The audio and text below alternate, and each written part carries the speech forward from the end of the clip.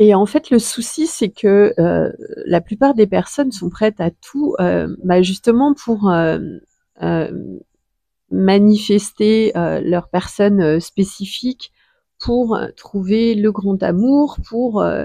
trouver la relation idéale, alors qu'elles entretiennent,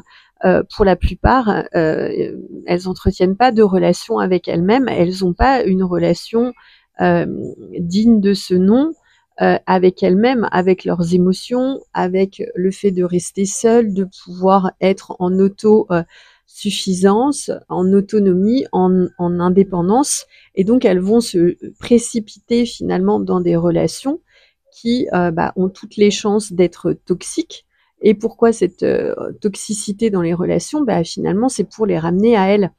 Donc, on gagnerait beaucoup de temps finalement à être éduqué, à recevoir des apprentissages sur le fait de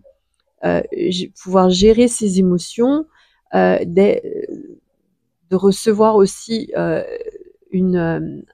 une éducation au niveau de tout ce qui est présence à soi-même, alignement à soi-même. Alors heureusement, bah, il y a de plus en plus maintenant avec tout ce qui est éveil spirituel et développement personnel, il y a de plus en plus de personnes qui sont conscientes. Mais justement, le problème majeur, c'est l'absence de conscience de la majorité des personnes qui recherchent finalement à l'extérieur des idéaux qu'elles n'ont pas à l'intérieur. Et c'est pour ça qu'en fait, la plupart, je crois qu'il y a presque 90% des relations finalement qui sont toxiques, même si elles ne sont pas perçues comme ça, parce que soit c'est vraiment de la maltraitance avec tout ce qui est perversion narcissique, ça c'est dans le pire des cas, et dans le meilleur des cas, on va avoir des relations de dépendance avec des personnes qui ne peuvent plus se passer l'une de l'autre ou qui sont en cohabitation finalement, en espèce de colocation amoureuse, mais qui ne savent même pas entrer en lien et en relation avec elles-mêmes. Et en fait, c'est pour ça que j'ai créé ce programme. C'est pour bah, mettre fin à ça et commencer à pouvoir partager en fait tous les apprentissages que j'ai pu expérimenter bah, au cours de cette dernière décennie, euh, qui sont justement des apprentissages issus à la fois de mes périodes de partenariat que de mes périodes de célibat.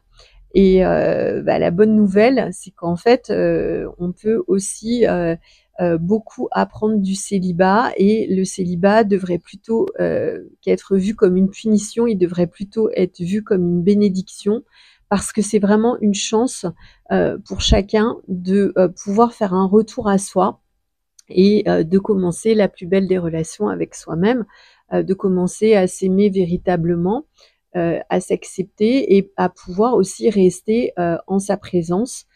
faire face à toutes ses émotions, faire face aussi à son désespoir, à sa solitude, à ses frustrations, toutes les émotions finalement qui vont se présenter. Et une fois qu'on a fait ce travail, et ben là on peut se relancer sur le marché, et c'est là où on va attirer à soi bah, un nouveau type de partenaires de vie